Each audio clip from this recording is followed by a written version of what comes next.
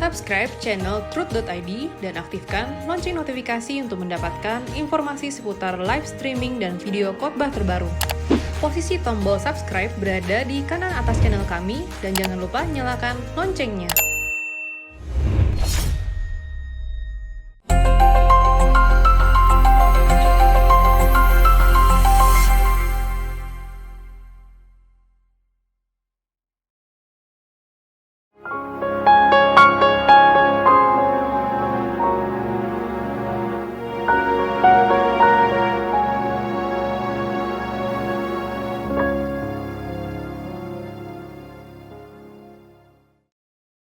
Saudara, saya mengajak saudara membaca 2 Korintus pasal 6 ayat 17 dan 18.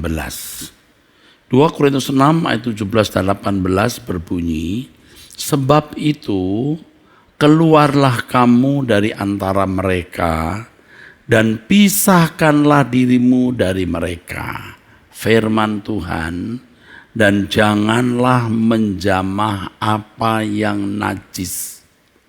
Maka aku akan menerima kamu.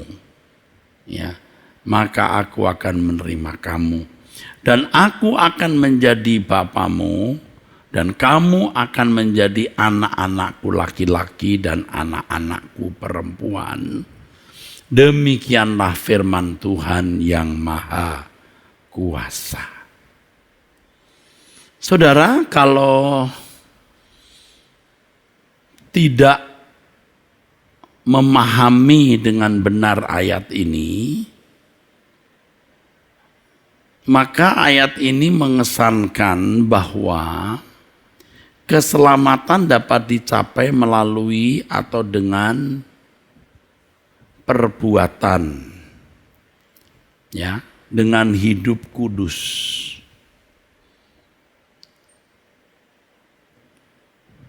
Saudaraku, dan ini bisa dianggap menyalahi prinsip sola gratia, only by grace. Tetapi kita harus mengerti maksud ayat ini. Keselamatan diawali atau terjadi oleh kurban Yesus di kayu salib. Itu kasih karunia, itu anugerah. Dan itu tidak ternilai harganya dan tidak bisa dilakukan oleh siapapun. Itu pemberian Allah. Maka Efesus pasal 2 ayat 8 sampai 9 mengatakan, jangan ada di antara kamu yang memegahkan diri. Orang yang mengakui dan percaya bahwa Yesus adalah anak Allah yang memikul dosa manusia, ya, harus mengikuti jejak hidupnya. Jadi saudara-saudara sekalian, kalau ayat itu tidak dipahami dengan benar, maka orang bisa berkesimpulan salah, ya.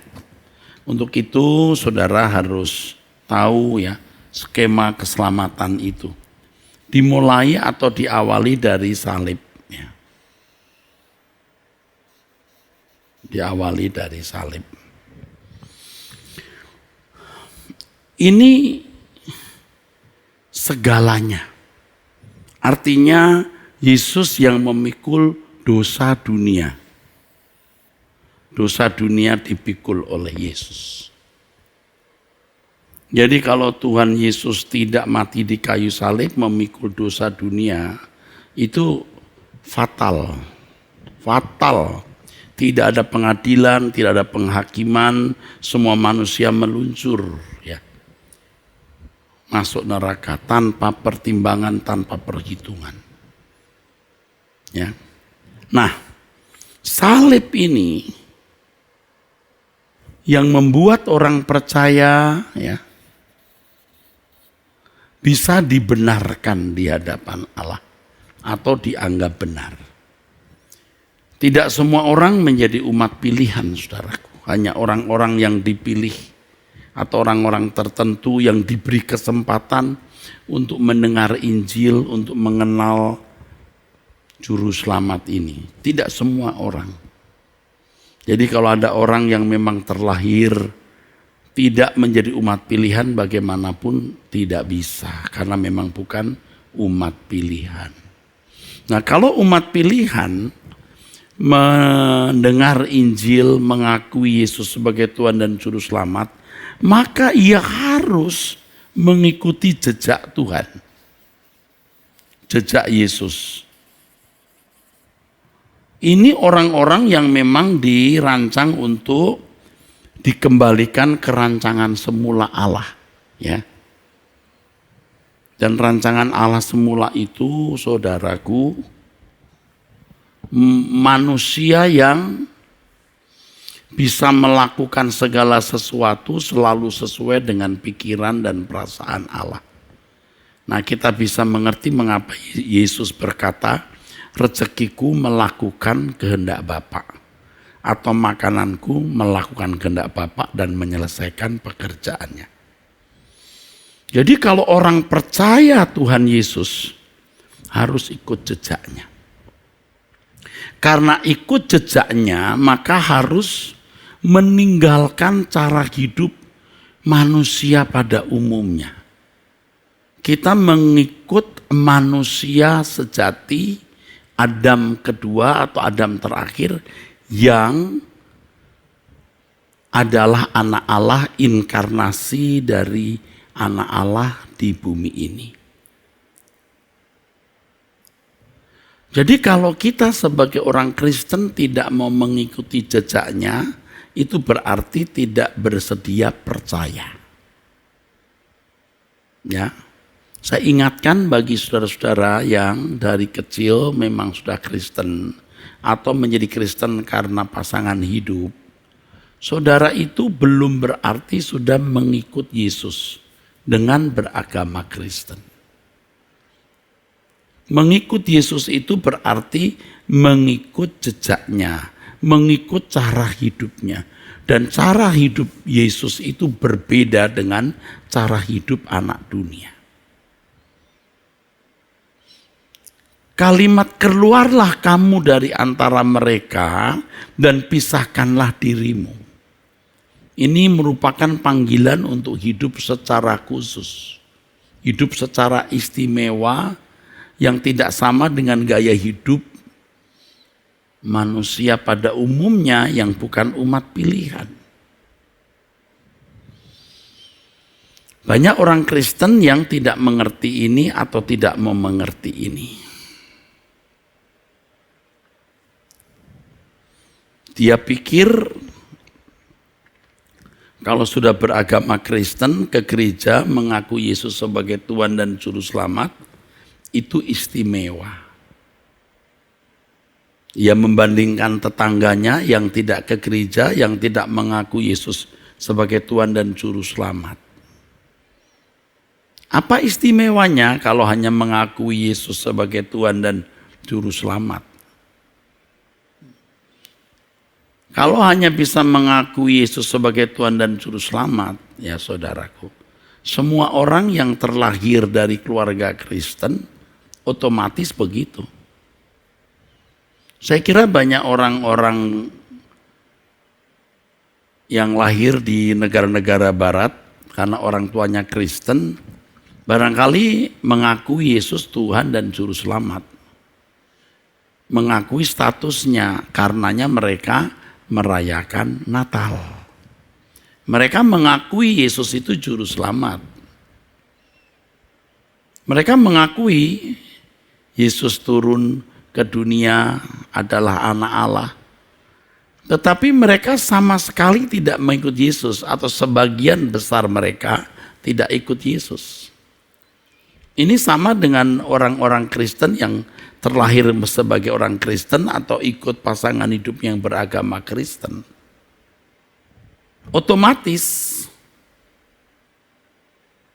Nah, orang-orang seperti ini, saudaraku, tidak menyadari betapa istimewanya kita yang ditempatkan Tuhan sebagai umat pilihan yang berpotensi untuk dikembalikan ke rancangan Allah semula dengan mengikut Yesus. Keluarlah kamu dari antara mereka dan pisahkanlah dirimu. Nah, bangsa Israel bisa menjadi gambaran hidup orang percaya. Bangsa Israel harus memiliki keadaan hidup yang berbeda dari bangsa-bangsa lain untuk menjadi umat Allah. Mereka harus keluar dari Mesir, mereka harus menerima Taurat, melakukan hukum Taurat, ya. Mereka memiliki cara hidup yang baru.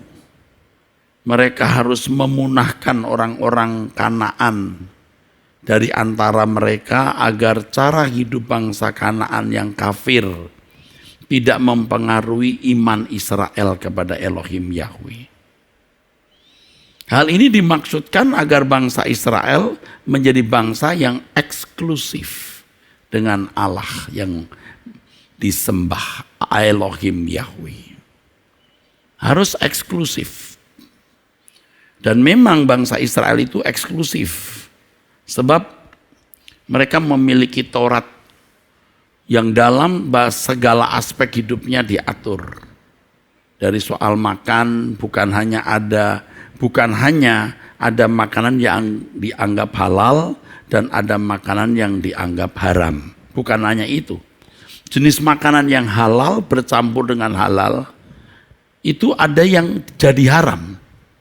Jadi food combiningnya itu juga diperhatikan, saudaraku. Jadi bangsa Israel itu bukan hanya mengenal ini halal, ini haram. Tetapi yang halal dan halal jenis tertentu kalau digabung jadi haram. Begitu eksklusifnya bangsa itu, saudaraku. Tidak heran kalau bahan pakaian mereka harus halal, saudaraku. Lalu kosmetik mereka juga harus halal. Mereka sangat strict dari dulu. Nah, kalau sekarang kita menjadi umat pilihan, kita harus betul-betul berkeadaan eksklusif. Jadi ketika kita dipanggil menjadi umat pilihan, kita mengenal Injil, ya. Kita mengenal Yesus sebagai Tuhan dan Juru Selamat, saudara-saudaraku. Kita harus menjadi eksklusif. Pisahkan dari mereka, pisahkan dirimu. Jelas, keluarlah kamu dari antara mereka dan pisahkanlah dirimu. Nah, itulah sebabnya seperti yang saya jelaskan pada pertemuan yang lalu, bagaimana bangsa Israel, maksud saya orang percaya dilepaskan dari orang-orang Israel yang beragama Yahudi. Mereka dipisahkan dari komunitas Yudaism, agama Yahudi atau agama Musa, supaya memiliki kekristenan yang sejati. Mereka juga dipisahkan dari dunia melalui aniaya dari kekaisaran Roma. Begitu, saudara.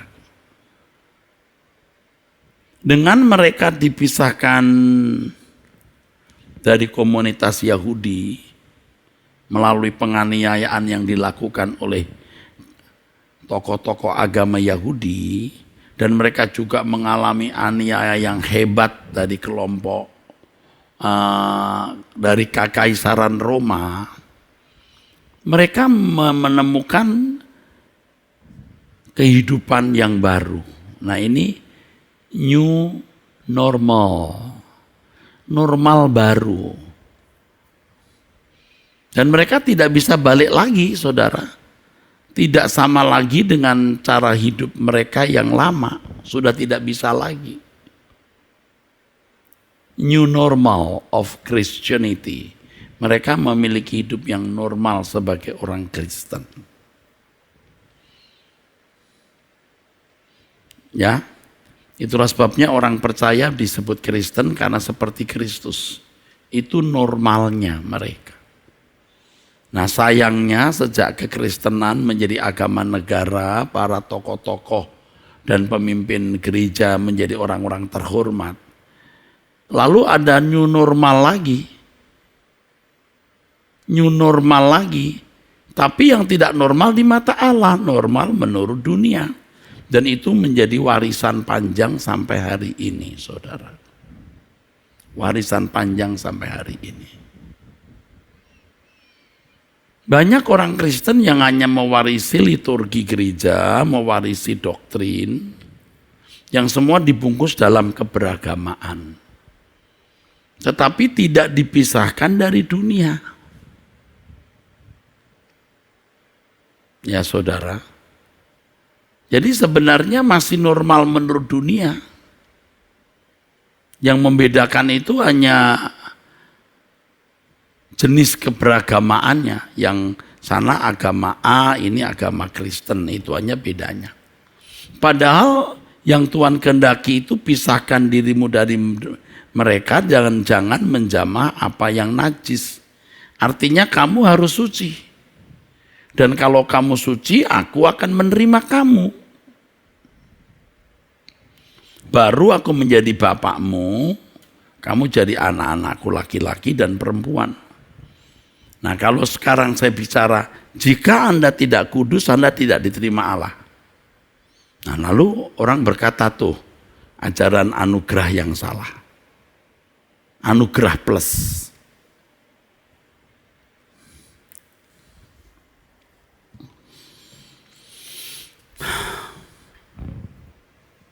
Saya mendengar orang berkata begitu, ajaran keselamatan Pak Eras itu anugerah plus. Ini anugerah bro. Ini yang membuat manusia bisa dipertemukan dengan Allah Bapa.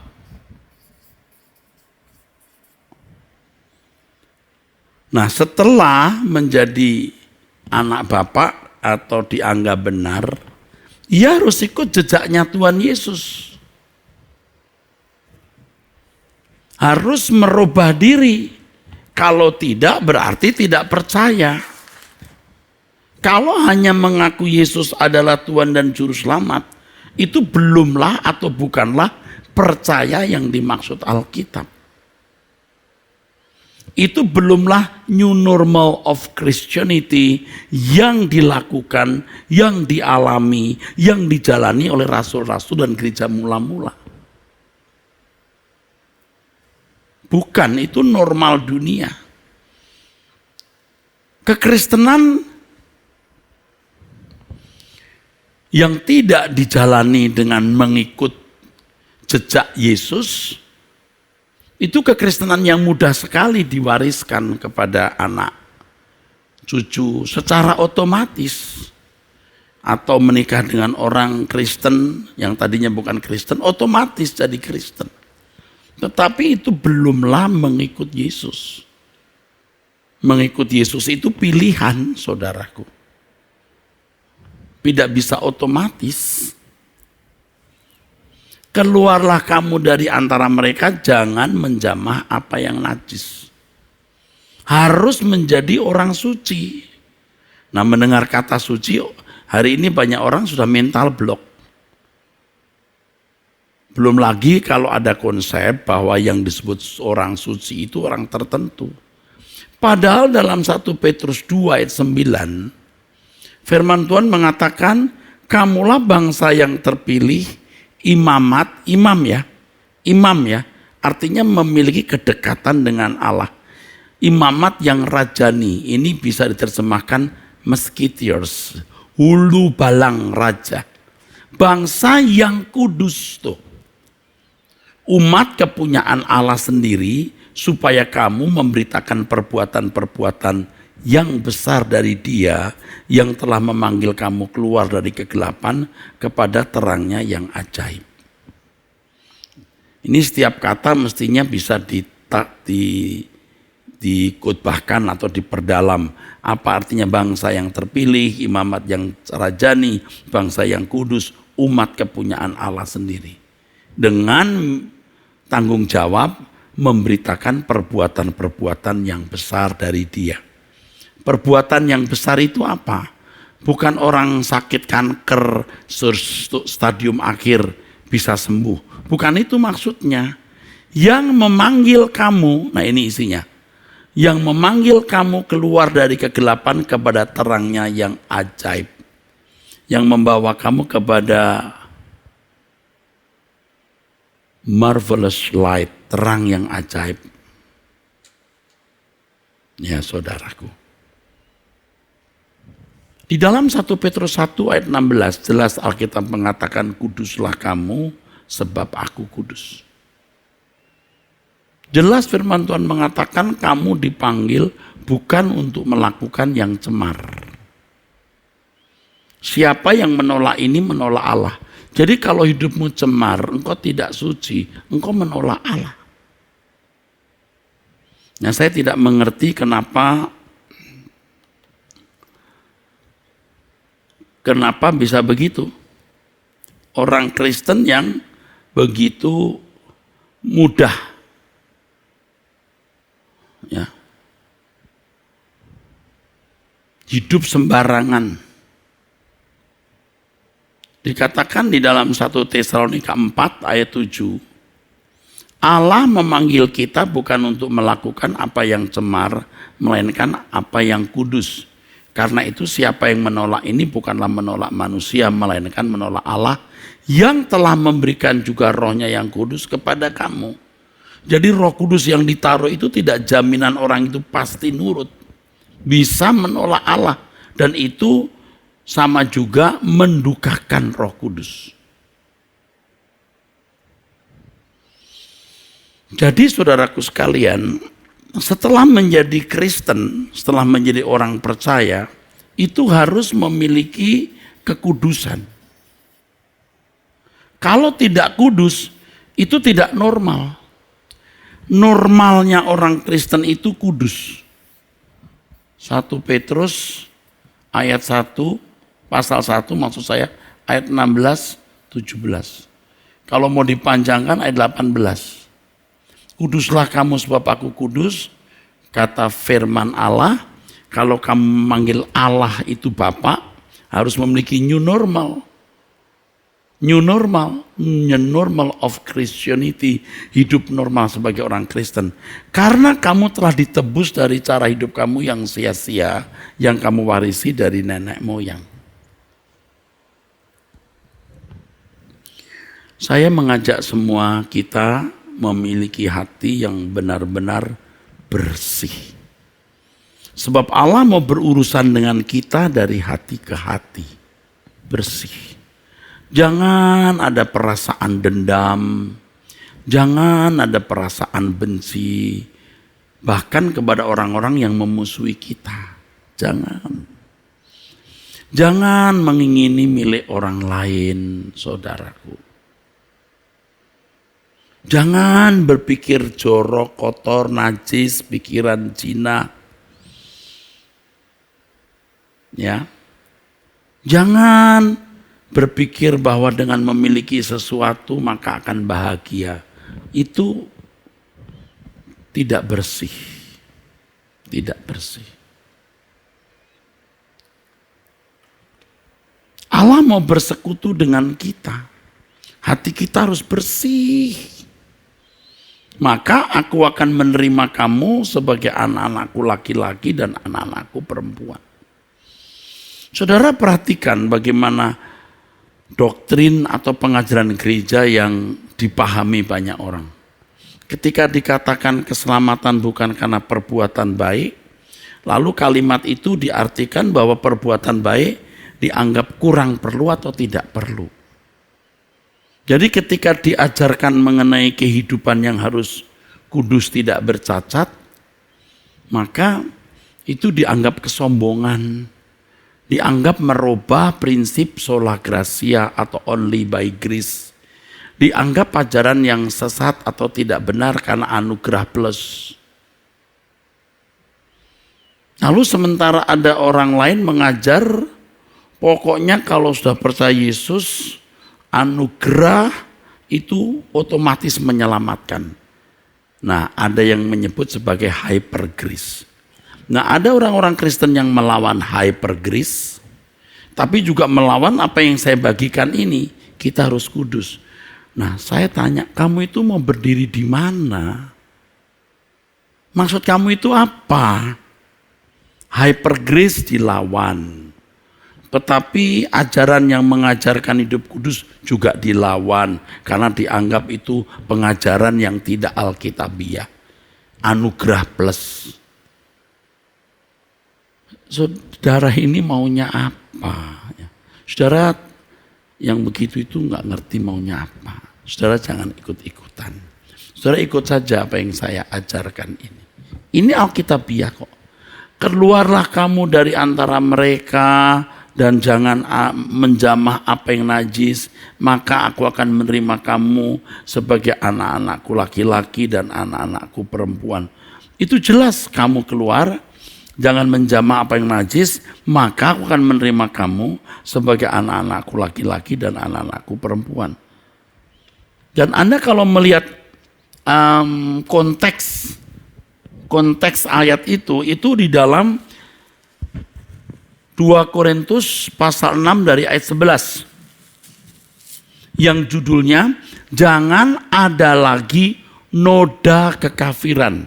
Noda itu biasanya kecil, saudara. Namanya noda itu tidak besar ya. Noda itu biasanya skalanya kecil. Noda saja tidak boleh. Ya. Noda saja tidak boleh, apalagi kelunturan. Makanya kenapa bangsa Israel harus keluar Mesir, memisahkan diri, harus memiliki Taurat, hidup diatur Taurat, lalu bangsa-bangsa kafir harus dibinasakan supaya mereka memiliki iman yang murni. Noda kekafiran itu jangan ada. Jelas sekali loh saudaraku. Jelas sekali. Tadi sudah kita baca.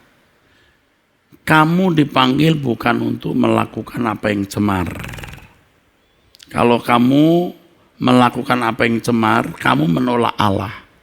Jadi kalau kita sebagai orang Kristen hidup kita masih cemar, itu berarti kita menolak Allah.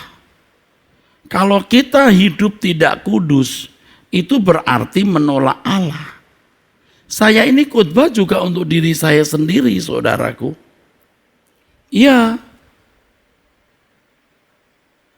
Kita juga takut, saudaraku, takut.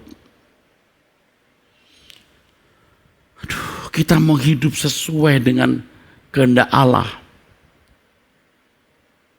Kita harus bersih. Jangan ada kebencian, dendam. Nah, kita seringkali kurang menjaga hati kita. Ada kemarahan yang tersimpan, ya. Terselubung jadinya. Kesombongan yang terselubung, ambisi yang terselubung. Tidak bersih. Allah kita yang Maha Kudus layak dihormati dengan kesucian per detik, per menit. Itu harus menjadi latihan kita setiap hari. Sebab itu siapkanlah akal budimu, waspadalah dan letakkanlah pengharapanmu seluruhnya atas kasih karunia yang dianugerahkan kepadamu pada waktu penyataan Yesus Kristus. 1 Petrus 1 ayat 13. Ya. Seperti yang tadi kita nyanyikan, tiada yang ku nanti lagi apapun di bumi ini. Memang tidak ada harapan bahagia di bumi ini. Hiduplah sebagai anak-anak yang taat dan jangan turuti hawa nafsu yang menguasai kamu pada waktu kebodohanmu. Jadi ada saat-saat di mana kita punya kesempatan berbuat dosa. Tapi ingat, semakin besar kesempatan itu, semakin nikmat dosa itu. Kalau kita menolak itu semakin menyukakan hati Allah. Jadi ketika Allah mau memberikan Anda kesempatan menyukakan hatinya, bersiaplah untuk mendapatkan kesempatan berbuat dosa sebanyak-banyaknya dan sebesar-besarnya. Jangan turuti. Tetapi hendaklah kamu menjadi kudus di dalam seluruh hidupmu, sama seperti Dia yang kudus yang telah memanggil kamu, sebab ada tertulis kuduslah kamu sebab aku kudus. Jadi begitu kita meyakini, mempercayai Yesus sebagai Tuhan dan Juru Selamat, harus masuk normal baru dan tidak bisa balik lagi. Karena harus hidup dalam kekudusan Allah. Hidup dalam kekudusan Allah artinya segala tindakan dan perbuatan kita sesuai dengan hakikat Allah. Ya. Apapun yang kita putuskan, saudaraku, apapun yang kita putuskan selalu sesuai dengan hakikat Allah.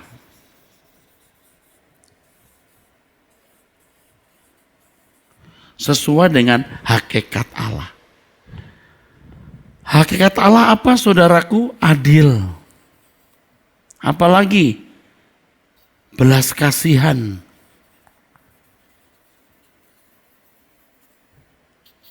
Dan lain-lain. Kalau tindakan kita melanggar keadilan, tindakan kita merugikan orang tanpa belas kasihan, ya, setia, ya, dan lain-lain. Kudus itu artinya seluruh tindakan kita itu tidak bertentangan dengan hakikat Allah. Maka orang harus belajar mengenal siapa Allah, bagaimana hakikatnya. Ini sama dengan memiliki pikiran perasaan Kristus. Coba kalau kita mau berbuat sesuatu, kita pertimbangkan ini melanggar hakikat Allah, tidak. Kalau kehidupan kita dengan new normal, normal baru, itu hidup selalu sesuai dengan hakikat Allah. Selalu sesuai, ini baru normal. Jadi normalnya orang Kristen itu adalah hidup suci. Yang sama dengan seluruh tindakannya selalu sesuai dengan hakikat Allah.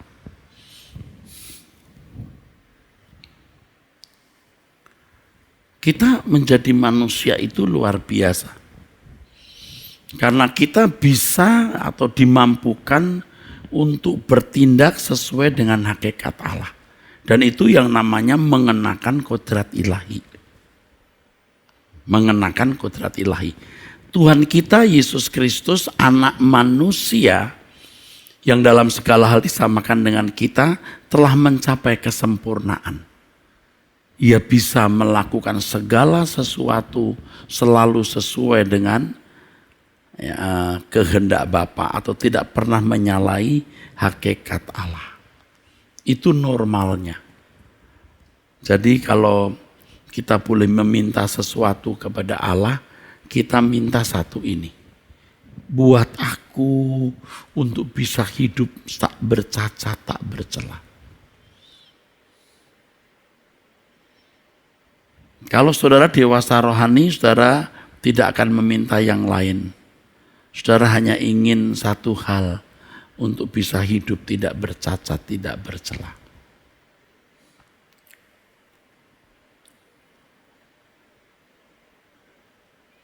Jangan minta yang lain.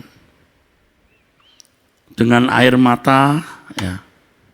Dengan air mata saya berdoa tadi pagi jam 3:30. Aku minta Bapa agar aku bisa hidup tidak bercacat, tidak bercela. Aku takut kalau aku berbuat salah. Aku minta ini Bapa. Aku tidak minta yang lain. Aku minta ini Bapa. Pulihkan aku Tuhan dalam sisa hidupku ini. Segarkan jiwaku selalu oleh kuasa firman dan Roh-Mu. Ubah hatiku Tuhan untuk lebih mengasihi-Mu, mengutamakan utamakan Kau Yesus lebih dari dunia ini. Yang ku ingini Engkau saja, tinggal dalam kehendak rencanamu. Pisahkan diriku dari dunia ini, semakin ku damba kerajaanmu. Oh Tuhan Yesus, kerinduan hatiku, mutiara tak ternilai harta milikku. Keindahanmu memudarkan dunia, di mataku Engkau termulia. Ada kalimat di dalam lagu itu, saudaraku, pisahkanlah diriku dari dunia ini. Artinya bukan berarti kita hidup di luar masyarakat atau kita menarik diri dari pergaulan. Kita tetap hidup di tengah-tengah masyarakat, tetapi dengan gaya hidup yang berbeda. Gaya hidup yang dikenakan Yesus, apa sih itu? Segala sesuatu yang kita lakukan tidak bertentangan dengan hakikat Allah. Hakikat kesucian, keadilan, kasih, kesetiaan. Sebenarnya di situ kita itu baru bisa dikatakan sebagai saksi Kristus. Jadi new normal orang Kristen itu hidup dalam kesucian. Bukan hanya hidup di dalam kebaikan moral secara umum, saudara. Ya ini menjadi PR kita semua, saudara. PR-mu, PR-ku, saudara. Hidup kita harus bersih. Dari menit ke menit, dari waktu ke waktu, saudara. Baik apa yang kita pikirkan, kita ucapkan, kita lakukan selalu sesuai dengan pikiran dan perasaan Allah. Secara khusus saya sampaikan kepada para hamba-hamba Tuhan, rekan-rekan seperjuangan ya, dari gereja manapun saudara, teristimewa dari Gereja Suara Kebenaran Injil. Kita harus hidup di dalam persekutuan dengan Allah agar segala tindakan kita itu, apalagi dalam berorganisasi, semua keputusan kita sesuai dengan hakikat Allah. Bukan sesuai dengan anggaran dasar, anggaran rumah tangga semata-mata. Seperti firman Tuhan yang mengatakan, yang kukehendaki itu keadilan, bukan puasa, bukan persembahan bakaran, itu kan teguran Allah Elohim kepada bangsa Israel yang merasa sudah merendahkan diri melalui kurban-kurbannya, melalui puasa, melalui ibadah secara seremonial. Tuhan berkata, keadilan yang aku tuntut. Ini hati saudaraku. Jadi ketika Petrus berkata, kamu bangsa yang terpilih, imamat yang rajani, bangsa yang kudus, umat kepunyaan Allah sendiri, supaya kamu memberitakan perbuatan-perbuatan yang besar dari Dia yang telah memanggil kamu keluar dari kegelapan kepada terangnya yang ajaib. Ayat-ayat ini menunjukkan bahwa orang percaya harus benar-benar berkeadaan baru sebagai wujud atau langkah imannya. Nah, kalau hanya menjadi orang beragama Kristen, itu otomatis dari orang tua yang beragama Kristen, anak menjadi orang Kristen. Tidak ada tindakan iman. Tindakan iman kita itu mengikuti jejak Tuhan. Kita bertumbuh terus ya. Agenda kita tiap hari hanya mau tentu ya memenuhi tanggung jawab kita ya, bagi anak-anak studi ya, terus karir, bekerja, semua kita, dan itu pengabdian kita kepada Allah. Tetapi harus ada agenda mendengarkan khotbah, meditasi, berdoa, bersekutu dengan saudara seiman. Dengan demikian orang yang benar-benar percaya kepada Yesus itu memiliki keadaan seperti yang termuat di ayat ini. Bangsa yang terpilih, imamat yang rajani, bangsa yang kudus, umat kepunyaan Allah sendiri. Sebenarnya skema hidup seperti ini sudah dijalani Abraham. Sejak ia dipanggil menjadi bapak orang percaya, menjadi bapak banyak bangsa, ia mendapat julukan bapak orang beriman. Abraham harus benar-benar berkeadaan berbeda dengan orang lain.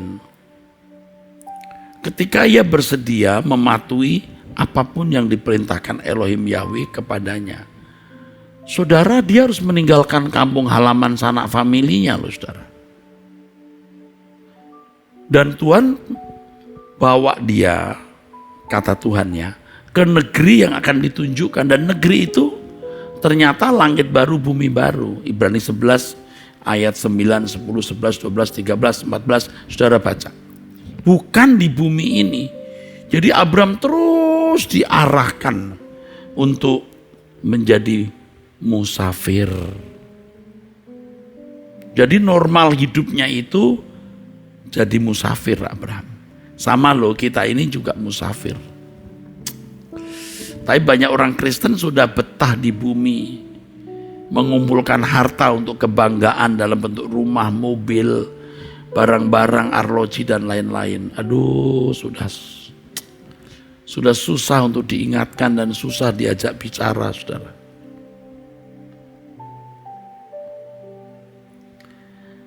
Sebenarnya kalau kita orang-orang percaya disebut anak-anak Abraham, jadi umat pilihan, ya, bukan dari darah, daging atau secara keturunan, tetapi anak Abraham, Israel, rohani, umat pilihan berdasarkan iman, itu harus memiliki gerak hidup seperti gerak hidupnya Abraham. Jadi sebuah kemutlakan untuk memiliki gaya hidup yang berbeda dengan dunia. Untuk ini orang percaya harus bertindak secara tegas, memilih mengikut Yesus, mengenakan gaya hidup yang dikenakan oleh Yesus. Dan tindakan kita ini bukan bermaksud untuk memberikan jasa guna memperoleh keselamatan. Keselamatan dimulai dari salib dan itu segalanya. Nah, tindakan kita merespon salib itu adalah hidup kudus. Bukan hanya menjadi orang baik dan orang beragama. Kalau hanya menjadi orang beragama, orang baik, itu otomatis. Orang tua yang baik, beragama Kristen, anaknya jadi Kristen dan otomatis jadi baik. Bukan itu maksudnya. Dan sekarang kita melihat ketika dunia bergulir terus dan makin jahat, banyak orang Kristen jadi sama dengan dunia. Kalau di beberapa negara barat yang tadinya negara Kristen, ya mungkin sampai sekarang juga bisa disebut negara Kristen. Tapi manusianya sudah tidak ada bau-bau Kristen lagi. Paling-paling jadi humanistis. Menghargai nilai-nilai kemanusiaan, tapi terisolir dari Allah, tereliminasi. Yang dieliminasi itu Allahnya. Karena mereka tidak merasa membutuhkan lagi. Karena mereka itu sudah makmur, nyaman, ya saudaraku. Jadi kalau saya menyampaikan yuk kita hidup suci lah, saya juga bicara untuk diri saya sendiri. Seperti yang tadi saya katakan, jam 3:30 pagi hari ini saya bangun, saya minta satu hal, Tuhan, aku mau hidup suci. Aku minta buat aku hidup tidak bercacat, tidak bercela. Nah, ini bukan bermaksud mau menyalahi prinsip only by grace atau hanya oleh anugerah. Ini bukan menyalahi prinsip sola gratia. memahami sola gratia itu harus akurat, harus tepat, saudara. Dan ketika orang salah memahami kata hanya oleh anugerah, nah orang-orang Kristen tidak diajak untuk hidup suci dan berbeda dengan dunia. Ya. Ini menyedihkan. Saya mengajak saudara-saudara semua yang mau sadar, ayo kita rame-rame tinggalkan dunia. Tinggalkan dunia bukan berarti kita mengundurkan diri dari pergaulan ya. Tetapi kita memiliki gaya hidup yang berbeda. Memang dunia kita hari ini sulit dijalani dengan standar normal anak Allah. Sulit. Tetapi tidak ada pilihan. Kalau kita mau menerima mahkota abadi dimuliakan bersama dengan Yesus, kita harus hidup dalam standar sebagai bangsawan surga seperti yang diperagakan oleh Yesus. Dan ini menjadi dinamika hidup kita yang sangat menarik, saudaraku. Maka tadi saya menyanyikan lagu Pulihkan Aku Tuhan karena saya melewati perjalanan hidup yang benar-benar konyol. Sementara menjadi pendeta yang diundang sana sini, hidup saya tidak bersih.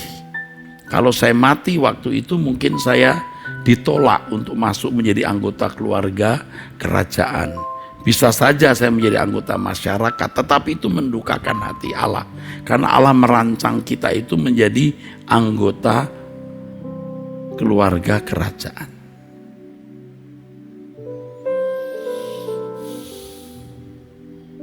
Saya mengajak yuk kita tinggalkan dunia.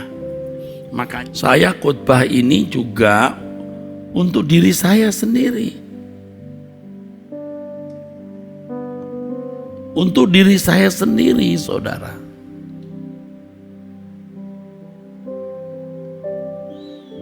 Saya juga sedang asik di sini. Saya juga tidak mau meninggal dunia dalam keadaan masih bercacat.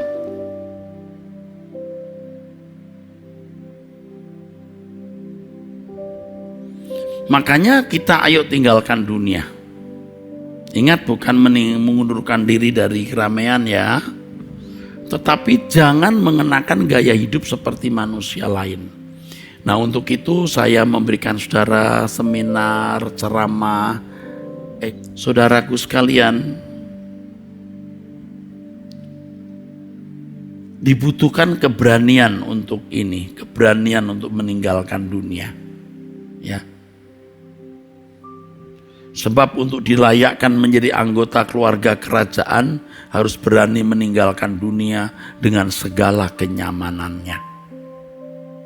Kita akhirnya juga harus memikul salib, menderita untuk turut meneruskan karya keselamatan Allah dalam Yesus Kristus. Bagaimana kebenaran ini sampai ke ujung bumi, bukan hanya membuat orang menjadi Kristen, tetapi juga membuat orang benar-benar mengenakan hidupnya Yesus. Kita harus nekat untuk mengenakan gaya hidup anak Allah yang semakin hari dimurnikan dan dikuduskan. Justru kondisi dunia kita yang sebenarnya sulit untuk dijalani dengan iman Kristen yang murni, itu menjadi sarana pemurnian kita.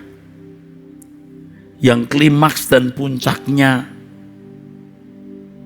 kita akan menjadi orang-orang yang benar-benar memuaskan hati Allah. Saudara, kehidupan normal orang percaya adalah kehidupan Yesus. Dan kita harus belajar dari Tuhan Yesus secara pribadi. Harus ada perjumpaan dengan Dia. Maka jam doa menjumpai Tuhan itu mutlak. Saudaraku, kehidupan normal orang percaya adalah kehidupan Yesus. Dan Allah memberikan anugerah kepada gereja mula-mula yang masih bayi atau baby dengan penganiayaan. Dengan penganiayaan tersebut, mereka bisa memiliki kehidupan normal seperti yang dikenakan Yesus. Justru di situasi yang sulit itu, kekristenan itu murni, saudara. Mereka bisa memiliki new normal dari orang-orang yang beragama Yahudi yang sangat agamanis menjadi pengikut Kristus yang menyembah Allah dalam roh dan kebenaran. Dari orang-orang yang hanya memimpikan kemakmuran duniawi, kelimpahan jasmani, menjadi orang-orang yang menaruh seluruh harapannya di kerajaan surga. Keadaan new normal yang dikenakan rasul-rasul waktu itu dan gereja mula-mula, mestinya itu yang diwariskan dari generasi ke generasi. Tetapi ketika gereja menjadi gereja negara dan para pemimpin gereja menjadi terhormat dan nyaman di samping kaisar-kaisar Roma yang juga mulai memeluk agama Kristen, ada new normal lain. Gaya hidup yang duniawi. Dan gereja serta para teolognya mewariskan kekristenan yang tidak sesuai dengan gereja mula-mula yang normal di mata Allah itu. Gereja dan para teolognya hanya mewariskan doktrin dan liturgi, tetapi pola kehidupan Yesus tidak diajarkan dengan benar. Kenapa? Karena gereja dan teolognya tidak memilikinya. Apakah harus teraniaya baru bisa memiliki kekristenan yang murni? Mestinya kan tidak. Karena gereja sudah berusia sekian ribu tahun harus sudah cerdas. Kalau gereja mula-mula belum memiliki Alkitab, ya kan? Belum memiliki organisasi yang baru dari orang-orang yang berasal dari agama Yahudi, orang-orang yang berasal dari berbagai latar belakang dunia kafir. Wah, untuk dimurnikan ya melalui aniaya. Sekarang tidak perlu lagi karena sudah usia sekian ribu tahun. Kita harus mengerti tanpa aniaya, kita sendiri yang harus memisahkan diri dari dunia. Ingat, memisahkan diri bukan menarik diri dari pergaulannya, saudara. Tapi gaya hidup kita yang kita ubah. Gaya hidup kita yang harus kita ubah. Jadi kehidupan Kristen yang normal ditunjukkan oleh orang percaya setelah kenaikan Yesus ke surga. Salah satu sosok orang percaya yang menjadi model orang percaya yang normal itu Paulus. Dari sejarah hidup Paulus dan surat-suratnya kita menemukan normalitasnya orang Kristen. Hidup normalnya orang percaya. Dan Paulus mengatakan, sebab itu aku menasehatkan kamu, turutilah teladanku. 1 Korintus 4 ayat 16. Dan turutilah teladan mereka yang hidup sama seperti kami. Jadi kemutlakan ada orang-orang Kristen yang juga bisa menjadi teladan. Bukan sekedar mengajarkan teologi. Teladan hidup. Nah, kacaunya, rusaknya hari ini, banyak orang Kristen merasa sudah mengenal Allah dengan berteologi. Dan kalau mengajarkan teologi, dia merasa sudah membagi kehidupan Kristen. Kehidupan Kristen itu terbagi melalui kehidupan kita. Tidak dapat disangkal bahwa kehidupan Paulus adalah standar normal kehidupan orang percaya. Jadi kita jangan memandang kehidupan rasul-rasul juga Paulus ini kehidupan yang istimewa yang tidak dimiliki oleh orang percaya lain. Itu standar kita semua. Bagiku hidup adalah Kristus, mati adalah keuntungan. Itu standarnya. Kalau aku disuruh memilih, aku memilih mati bertemu dengan Tuhan daripada hidup. Tapi kalau aku harus hidup, aku hidup hanya untuk memberi buah. Itu standar normalnya. Kehidupan para rasul juga Paulus adalah model hidup orang percaya yang harus dijalani setiap orang percaya. Jangankan kehidupan rasul, kehidupan Yesus sendiri model hidup yang harus kita kenakan. Kalau Paulus meninggalkan segala sesuatu dan menganggapnya sampah supaya dia memperoleh Kristus, kita ikuti cara hidup itu. Dengan kesediaan meninggalkan segala sesuatu, Paulus menjadi tidak normal di mata manusia, tapi normal di mata Allah. Sejak Paulus meninggalkan agama Yahudinya, lalu menjadi pengikut Kristus, new normal. Dan itu yang harus diwarisi oleh kita. Nah, pertanyaan kita sekarang, di manakah model kehidupan seperti yang dikenakan oleh Yesus dan rasul-rasulnya tersebut? Ini yang menjadi kesedihan kita yang sangat mendalam. Kekristenan telah merosot sangat parah. Dan hal ini menunjukkan keberhasilan penghulu dunia atau kuasa kegelapan dengan tipu dayanya. Sehingga banyak orang disesatkan dari kesetiaan yang sejati kepada Kristus, seperti Hawa diperdaya oleh ular. 2 Korintus 11 ayat yang kedua. Banyak orang Kristen yang kelihatannya setia kepada Tuhan dengan tetap menjadi orang Kristen, aktif ke gereja, menjadi majelis, bahkan menjadi pendeta, menjadi dosen-dosen sekolah tinggi teologi. Tetapi mereka tidak bisa menunjukkan kehidupan yang bisa diteladani. Begini loh hidupnya Yesus.